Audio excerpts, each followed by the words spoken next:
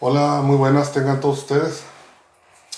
Pues ahora en esta modalidad virtual, con la cual estaremos estrenando nuestras plataformas digitales,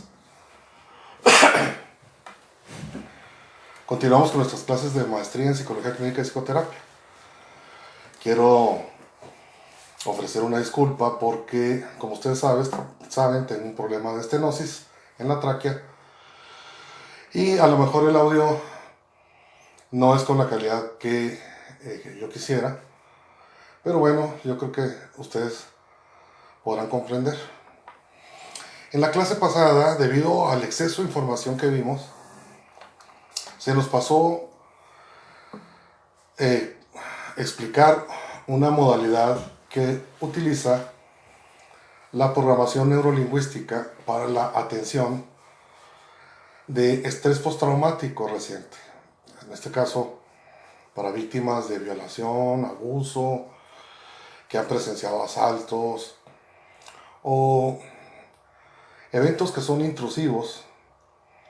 Esta intervención que ha diseñado James Stroud reporta que le ha resultado en excelentes resultados en cuanto a la remisión del problema. Por mi parte, yo lo he usado en algunas ocasiones y también he observado bastantes buenos resultados. A esta técnica James le denominó del cine, que es una técnica de programación neurolingüística. Y es una técnica que utiliza la disociación.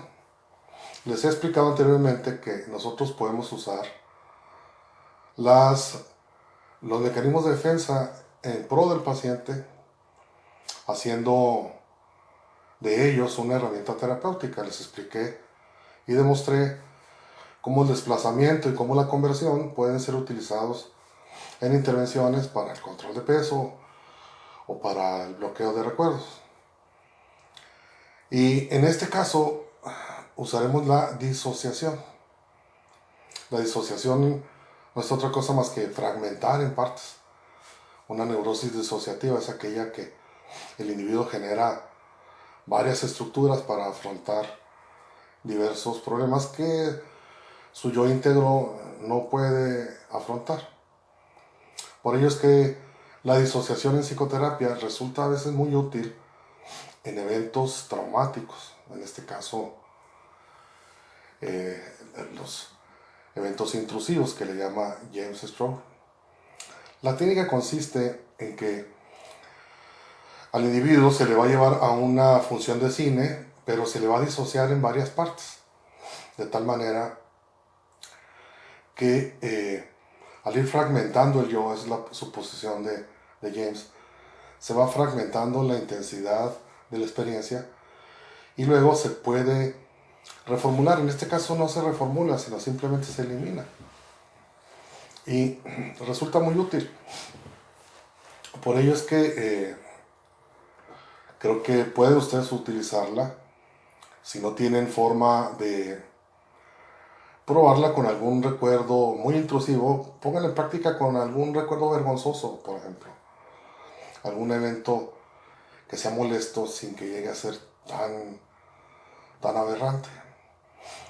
Y entonces la técnica consiste en que a la persona, en este caso pongamos por ejemplo Fidel, que Fidel va a ser el atendido, entonces le sugerimos primero, ya saben ustedes, hay que inducir la respiración diafragmática y luego yo sugiero que, como cuando se trabaja con recuerdos, utilicemos la inhibición cortical, haciendo que los ojos estén hacia arriba y los párpados abajo, y luego después de 10 segundos de cuenta regresiva, con los ojos hacia arriba y los párpados abajo, se ponen en posición normal, se oprime la base de la mandíbula y la nariz, como les he enseñado, y luego entonces se incrementa la tranquilidad con más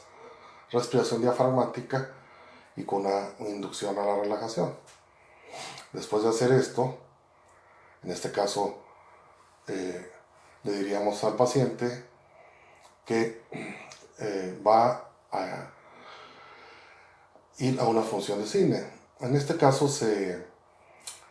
le pide que imagine que se levanta del diván en donde están siendo atendidos y que toma su automóvil y que va a dirigirse a un cine. Escojan un cine popular de la localidad. En este caso yo uso mucho, me facilita el Cinemark el que era Cinemark, que soy Cinemex, que está cerca de Pradera Dorada. El Camino se llama, Cinemex El Camino. Entonces, en este caso yo le diría a Fidel lo siguiente: relájate, imagínate, Fidel, que vas a ir a una función de cine.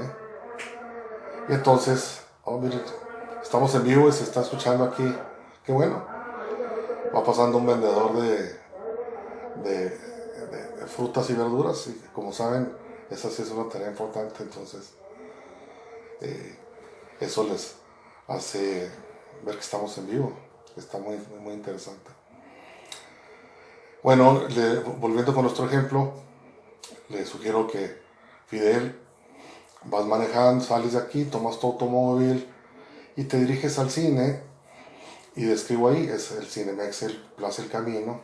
Estacionas tu automóvil y cuando vas saliendo del automóvil, observas que está Fidel, otro Fidel, comprando los boletos. El Fidel que está comprando los boletos, ahora imagina lo que lo ves, el Fidel que está comprando los boletos se dirige hacia la entrada del cine y entrega los boletos, y al entrar a la sala observa que está un Fidel parado cerca de las butacas, observando las butacas donde sentarse. El Fidel que está sentado observando las butacas observa que está Fidel sentado en una de las butacas.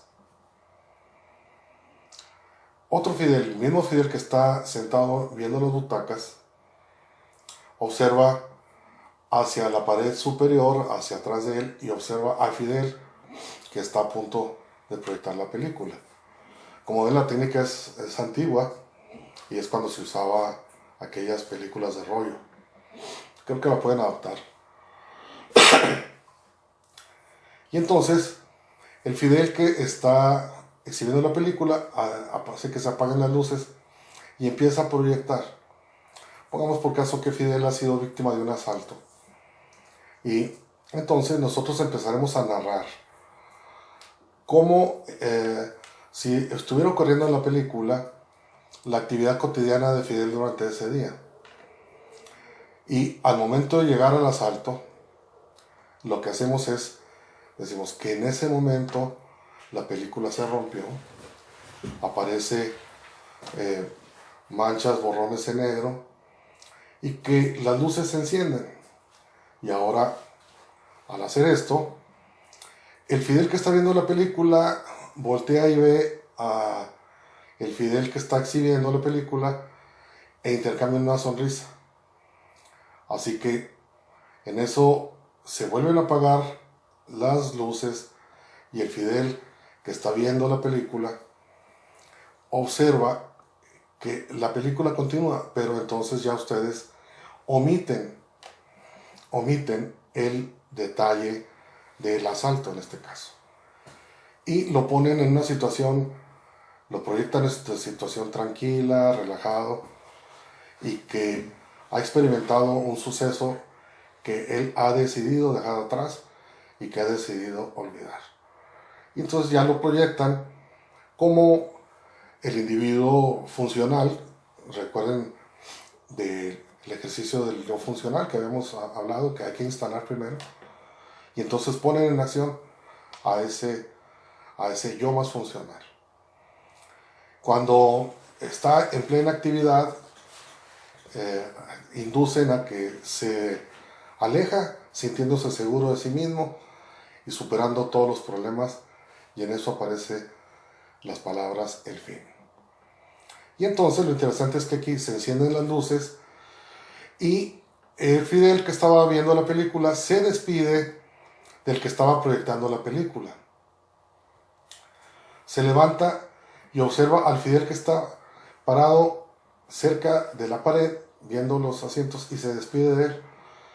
Ese Fidel se dirige hacia la puerta y se despide del Fidel que estaba comprando los boletos.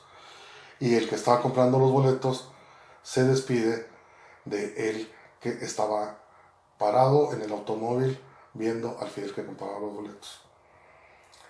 Después se induce la relajación y la sugestión de que el evento ha dejado de tener efectos en su comportamiento. Como ustedes ven, es muy confuso, es mucha disociación, pero tiene que hacerse en este orden, en esta secuencia, para que el yo, con tanta confusión que le estamos metiendo, entonces el evento intrusivo pasa a segundo orden, pasa a disgregarse también, pierde intensidad. Por eso estamos usando la disociación. El yo permaneció más o menos unificado, pero el evento ha sido disociado en muchas partes. Aquí, si se han fijado, hemos usado desde el carro 1, los boletos 2, el que está entrando 3, el que está en la pared 4, el que está sentado 5 y el que está exhibiendo 6. Entonces es una múltiple disociación, lo cual hace que también el evento se disocie y resulta muy interesante. Yo les sugiero que lo practiquen, lo experimenten. Sé que no pueden salir mucho, pero pueden practicarlo con alguien de su confianza que tenga algún recuerdo intrusivo más o menos molesto, del cual se quiera deshacer. Es importante, aquí resulta interesante, en los anteriores no era necesario que conociéramos el contenido, pero en este sí es importante que conozcamos el contenido para que podamos nosotros estructurar toda la película de forma más eficiente. Espero que con esta intervención le resulte más interesante la aplicación. Otra otra técnica no es de terapia de expresión, es una técnica gestáltica propiamente de roles. También les puede ser útil y también usa la disociación, es la de ángeles y demonios. Esta es muy simple. A la persona se le pide que haga el rol se sienta en una silla y expresa su conflicto, y entonces el terapeuta le dice: imagínate que un diablito te da malos consejos, y se le pide a él que haga el rol del diablito. Si tiene, por ejemplo, problemas con su esposo o con su esposa, pues que le dé malos consejos acerca de lo que fuese. Y luego también se le pide que le dé buenos consejos, exagerados. Y luego se le pide que le diga que ni le va a hacer caso ni al diablito ni al angelito, sino que va a tomar una decisión más equilibrada. Esa es una técnica simple que también pueden utilizar. Esa, pues que vaya como pilón. Bien, con esto concluimos las tareas de las técnicas para manejar los recuerdos intrusivos, y a continuación, en la siguiente sesión, veremos lo que es la psiconeuroinmunología. Muy bien, seguimos con nuestra exposición de psiconeuroinmunología. Déjenme les cuento que siempre ha sido un reto saber la conexión que existe entre el funcionamiento mental o emocional y el cuerpo. Desde muchos años, desde la antigüedad, el hombre ha sabido que las emociones pueden enfermar a las personas. Y también se sabe que de alguna manera convertimos nuestros problemas o dolores emocionales en afecciones físicas. Casi todos preferimos el dolor físico o la enfermedad al dolor emocional. Es algo muy singular, muy propio del ser humano. desde, desde que la medicina se instaló como una ciencia formal, más que como un arte, esto le preocupó bastante. Una decisión de Jean-Marie Charcot, allá en el siglo XIX, hizo que la medicina se alejara del campo de las emociones. Porque cuando Charcot inducía el trance hipnótico a pacientes con afecciones físicas, podía ver que les podía suprimir los síntomas. A lo cual él llegó a la conclusión de que estaban mintiendo, que era una enfermedad falsa. Y a partir de ahí la medicina como que se separó de las emociones, ¿ves? Y hoy día pues la medicina ortodoxa, la medicina antigua por supuesto, pues considera que yo digo así, sin infección no hay afección, ¿no? Pero no, afortunadamente las cosas han cambiado notablemente. Este campo no es reciente, desde principios de 1940, por ejemplo, empezó a retomar con los estudios de motivación de Kahneman el auge de cómo algunas personas con motivaciones para vivir tenían mejor pronóstico. Luego, cuando empieza a ver los trasplantes de corazón, empieza a surgir una especie como de leyenda urbana, porque empezaron, no se sabe si por su cuestión o no, no se notaron, que los pacientes que recibían un corazón de una persona de la cual no conocían y no sabían siquiera su existencia o cómo era, como que empezaban a tomar características de personalidad del donante, el donador. Esto nunca se llegó a comprobar, eran ciertas suposiciones que se daban, ¿no? Antes de esto es importante aclarar que Pavlov demuestra que todos los órganos del cuerpo tienen una relación con el sistema nervioso central, con la corteza. Todos tienen conexión. A pesar de que estén regulados por el sistema autónomo, todos tienen de alguna forma conexión con nuestra corteza cerebral.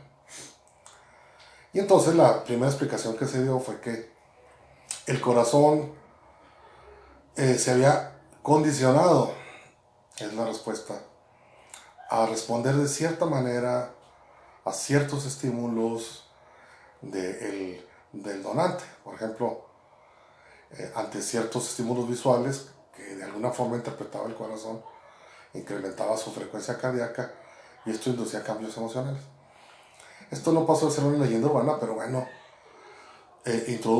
abrió la puerta para que se hicieran investigaciones sobre el organismo y el reflejo condicionado, algo que sí se conocía pero estaba en desuso, o sea, se conocía el fenómeno, pero bueno, era como una mera referencia curiosa, ¿no?, de los experimentos de Pavlov. Así que lo que resulta singular es que en 1975 Adler y colaboradores demuestran de manera muy dramática la relación existente entre este proceso de condicionamiento y el estado de salud. Lo demuestra con su famoso experimento de las ratas. A unas ratas a unas ratas se les mezcló un inmunodepresor con azúcar y a otras solo el inmunodepresor y a otras solo el azúcar. Por supuesto, las ratas que tenían la inmunodepresión murieron. A las ratas que tenían inmunodepresión con azúcar se les suprimió el inmunodepresor y solo se les dio azúcar.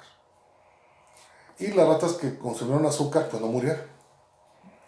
Pero las que habían asociado, o sea, las ratas a las cuales se le había asociado el inmunodepresor con azúcar, siguieron consumiendo azúcar, murieron. Es decir, la azúcar se convirtió en un inmunosupresor. Esto significa entonces que el azúcar tomó las propiedades de inmunosupresión. Y esto resulta muy interesante porque esto abre las puertas a lo que ya se había bautizado como primero psicoinmunología, y a partir de estas investigaciones se rebautiza como psiconeuroinmunología, y hoy en algunos autores llaman psiconeuroendocrinología. Entonces mezclan el sistema endocrino con el inmunológico, porque el endocrino y el inmunológico son susceptibles a funcionar de forma condicionada. Es decir, nuestras hormonas, nuestro funcionamiento en general, son susceptibles a ser influidos por algunas reacciones, particularmente aquellas reacciones ante el estrés.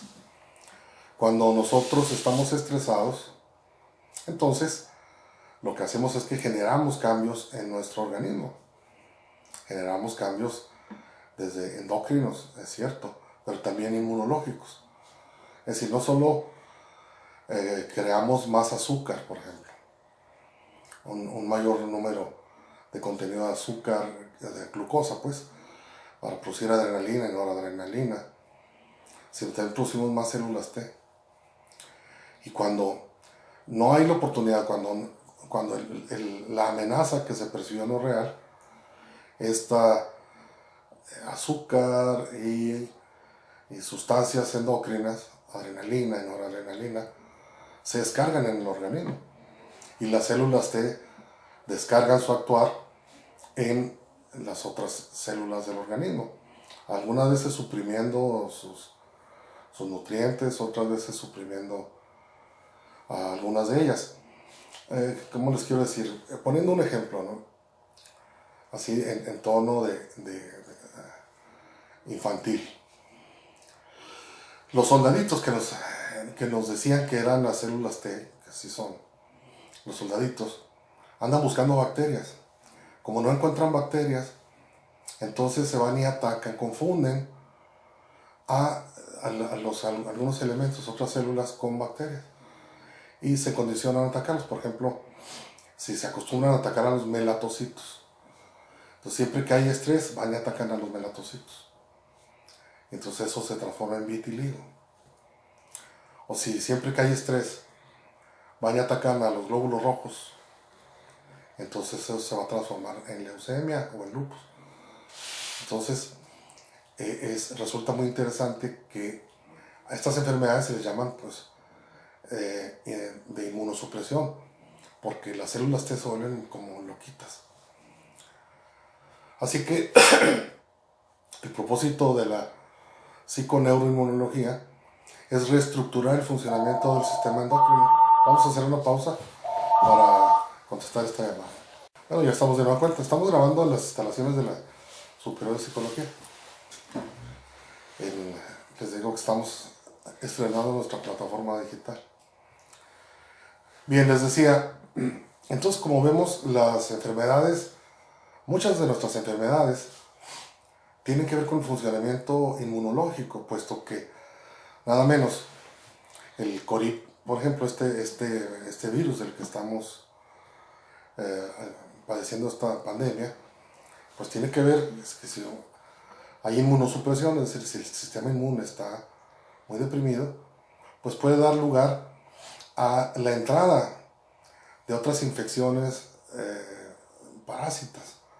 O sea, las células T no están diseñadas para atacar virus, porque el virus necesita de un DNA prestado, entonces fácilmente se monta en otras, puede montarse en bacterias y puede producir muchas y diversas enfermedades, que en la exposición que les he preparado les explicamos perfectamente bien cómo es el funcionamiento viral, la replicación viral.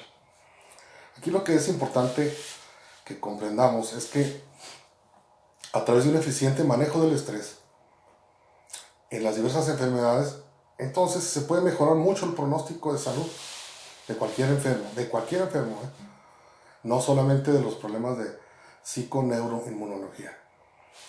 La colega Gema González ha tenido mucho éxito tratando personas con cáncer, por ejemplo, y a través de estas intervenciones ha logrado agrupar células cancerosas. Trabajo que presentó en un congreso de mucho interés. Luego les paso el link de la maestra para que les comparta su investigación. Yo mismo, al término de la exposición, ustedes van a ver que he tratado con éxito casos bastante severos, psoriasis y vitiligo. Pero no solo esto, sino pacientes con VIH tienen con estas intervenciones un mejor pronóstico. Personas con lupus, personas en general enfermos crónicos, pueden mejorar mucho su calidad de vida si su sistema inmune se fortalece. ¿Y cómo se puede fortalecer? A través de esta intervención que usa la imaginación, la imaginería. Si es con hipnosis mejor, pero no importa, con solo la imaginería es posible hacerlo. Los pasos son los siguientes. Primero, hay que conocer la naturaleza de la enfermedad. La naturaleza, o sea, en qué consiste la enfermedad y explicársela a la persona. Por ejemplo, a una persona con cáncer, explicarle, por ejemplo, un fumador crónico, decirle, mira, tus células del pulmón se fastidiaron de estar recibiendo, en lugar de oxígeno, se fastidiaron de estar recibiendo alquitrán, estar recibiendo nicotina en lugar de oxígeno. Entonces lo que hicieron ellas es que se deformaron, se hicieron monstruosas, para que me entiendas, para dejar de estar recibiendo la nicotina y el alquitrán. Otras, al ver que se hicieron monstruosas y que ya no recibían alquitrán y nicotina, y que al contrario consumían los nutrientes de todas ellas, se sumaron a este grupo y así formaron un tumor canceroso. Así que lo que hay que hacer es fortalecer tu producción de células T para que puedan atacar más eficientemente a estas células monstruosas. Y entonces, en este caso, fortalecemos una producción de más células T, que le decimos que pueden ser soldaditos, para que ataquen a esas células. Primero que lo visualice y luego que reoriente este funcionamiento. Parece, o sea, los médicos no creen en esto, o sea, realmente no lo creen, pero cuando ven los resultados, yo tuve una experiencia muy singular.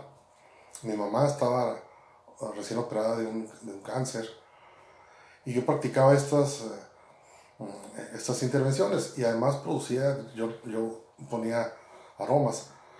Imprudentemente puse una vez un aroma con inciensos y otras sustancias, con una especie, un incenciario, pero tenía otros aromas ahí. Una hermana que tengo que es enfermera se molestó y me corrió. Me dijo, quítate, estás poniendo en peligro, si mi mamá está muy grave, etc., ¿no? A la mañana siguiente el médico tratante me habló y me dijo, no sé qué estabas haciendo, ni me interesa porque a veces no sé qué hacen ustedes los psicólogos, pero vuélvelo a hacer porque tu mamá se recayó. Y entonces tuvo una remisión, fue un cáncer muy agresivo de estómago, y tuvo una remisión muy buena y tuvo una sobrevida bastante, muy buena, con muy buena calidad de vida. Entonces yo lo he visto en un caso también muy dramático de una jovencita, al cual yo sí en este caso les voy a suplicar su discreción, porque es una paciente que si se entera puede sentir tuvo un problema en un evento, al cual no voy a referir mucho, pero estuvo expuesta a VIH de unos violadores. Bueno, precisamente, curiosamente recibí una llamada de mi hija. Mi hija es médico y me auxilió en este caso. En este caso, le indujimos fiebre muy alta. Por 7 días ella estuvo febril, bastante febril, con la fiebre para incrementar la producción de células T. Y después de 7 días de fiebre intensa que se lo produjimos artificialmente, o sea, con promedio de imaginería, gracias a Dios, porque también hay que reconocer la intervención de una fuerza superior a nosotros, ¿verdad? Yo al menos sí lo reconozco. Salió totalmente, o sea, sin problema alguno, no se contagió. Y por los años no se ha contagiado. Entonces, es muy impresionante. He visto pacientes de veras que con estas intervenciones, los tengo ahí referidos, remiten enfermedades bien serias. Así que, claro, todavía nos falta buscar más evidencia científica para poder demostrar nuestros avances. Pero continuemos con el procedimiento. Primero, pues es la inducción de la relajación. Después de que ya conocemos la naturaleza de la enfermedad, entonces inducimos la relajación.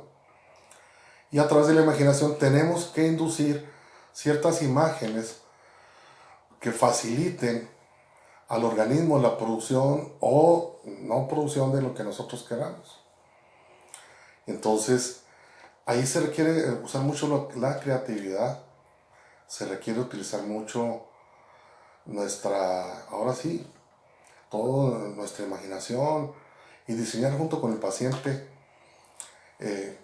imágenes que le ayuden. Yo practico esto para que tengan una idea. Por ejemplo, alguien que tenía un problema de úlcera muy pesado intestinal. Dice que imaginara, hay una película que se llama Inner Space o Viaje, que es una navecita que se hace microscópica y que viaja al interior del organismo. Le dije que se imaginara que viajaba en esa nave y que arrojaba una sustancia, un líquido que quitaba y curaba la úlcera. Después de hacer esto como a la 8ª sesión, él hizo, me reporta que fue al excusado, hizo una bolota de sanguinolenta y la úlcera dejó de molestarle. Así que yo por mi descuido no he documentado muchas de estas intervenciones. Caso de una paciente que tenía hipertensión, migraña crónica y neuropatía diabética, hicimos que recubriera sus terminaciones nerviosas. Todos estos casos pues tengo el pendiente de documentarlos.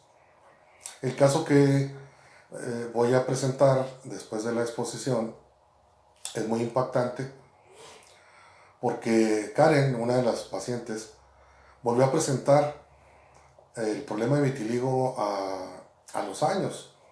Regresó conmigo y yo no lo vi directamente, sino que puse a mis asistentes a que lo atendieran para eliminar la variable de persona para demostrar que el sistema era el bueno.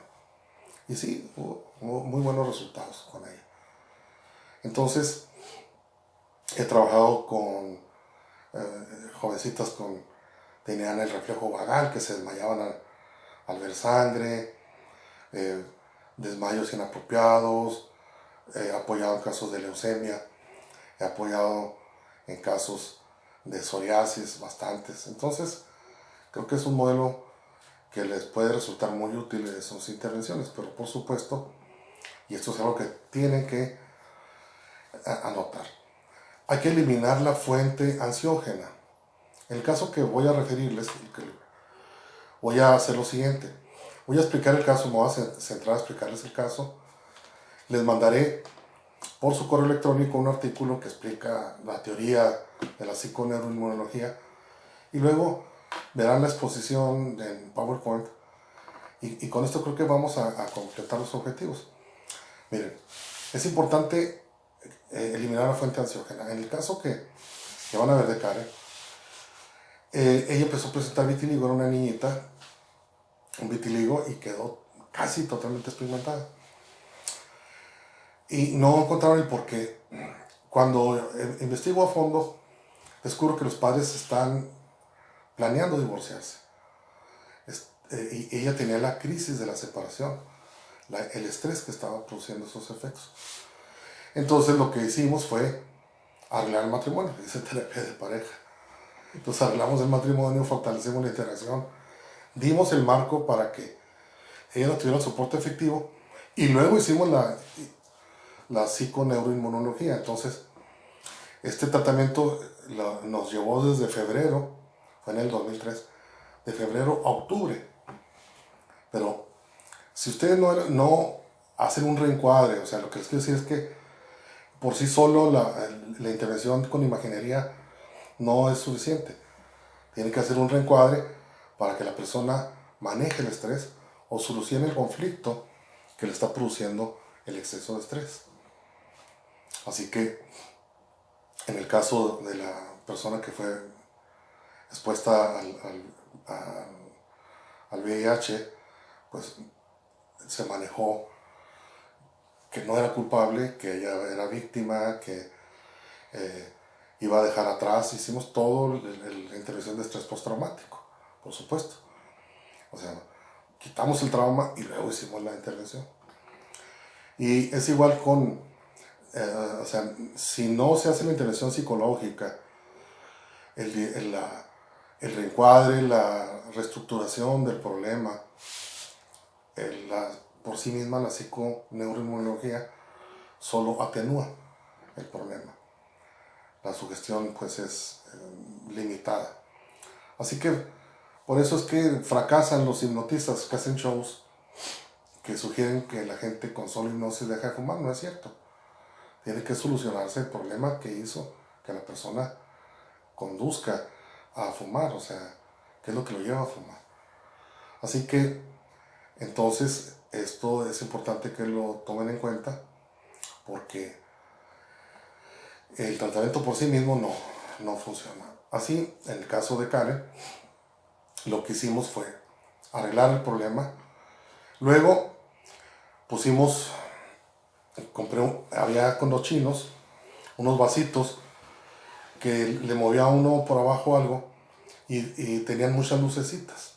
Lo hice con las dos pacientitas, con Edith y con Karen, las que van a ver. Y les decía, tenía yo una fuente a la cual esterilicé y le llenaba de agua purificada, y el cual era una fuentecita que eran los enanitos de Blancanieves que estaban en la casita de Blancanieves y ahí producía. Entonces lo que yo hacía es que le decía, miren, los enanitos, los duendecitos de Blancanieves están produciendo agua que les cubra. Ponía el agua ahí, prendía las lucecitas y hacía que ellas la tomaran. Y luego las ponía en la clínica antiestrés. Hacíamos todo el procedimiento de la hidroterapia. La metía en trance y le decía, ahora imagínate que el agua que has consumido, que te han producido, empieza a pintar todo tu cuerpo. Entonces estamos usando la imaginación. ¿Qué es esto? Los duendecitos, imaginación y sugestión, que producían esta sustancia.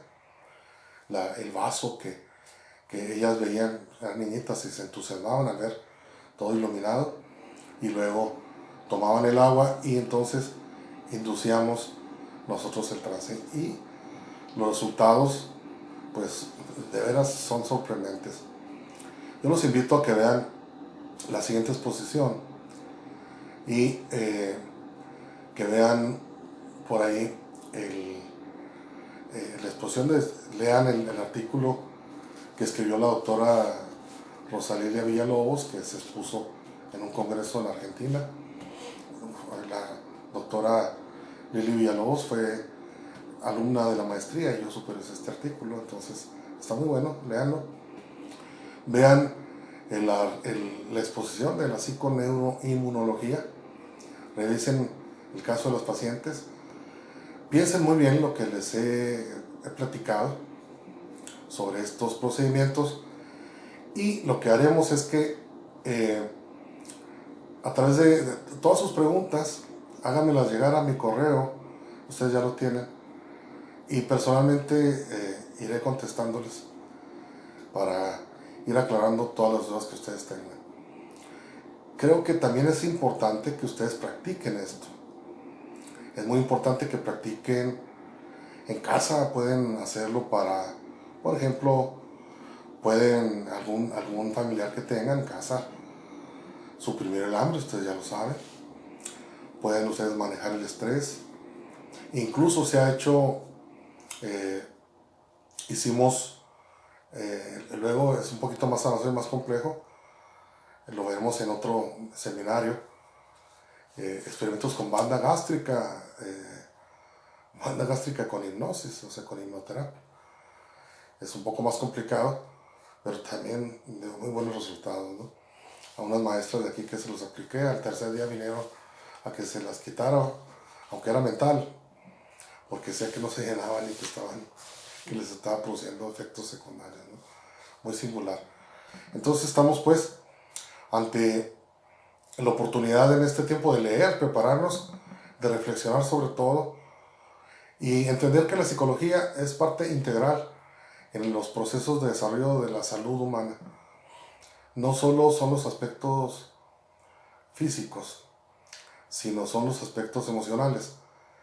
Y si ustedes se fijan, las personas que tienen mayor riesgo de morir por este padecimiento son las personas que tienen problemas de conducta.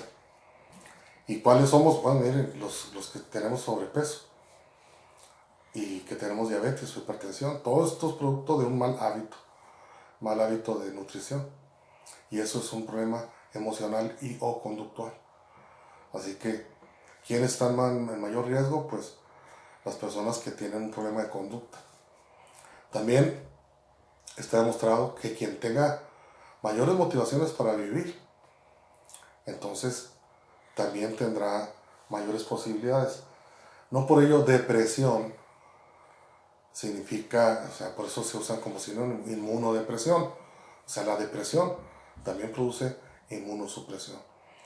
Así que yo les invito a que pues aprovechemos, hay que ejercitarse lo poquito que se pueda en casa, exponerse un poquito al sol, vigilar lo que nos alimentemos, leer más book, menos face, aprovechar porque tenemos una responsabilidad como psicoterapeutas muy seria e invitarlos a que se incorporen a la atención, hablen con Fidel para que él los canalice, los que deseen ser voluntarios, para que atiendan a las personas en situación de crisis, porque esto se va a ir incrementando cada vez a medida que progrese el encierro, los conflictos van a ser mayores.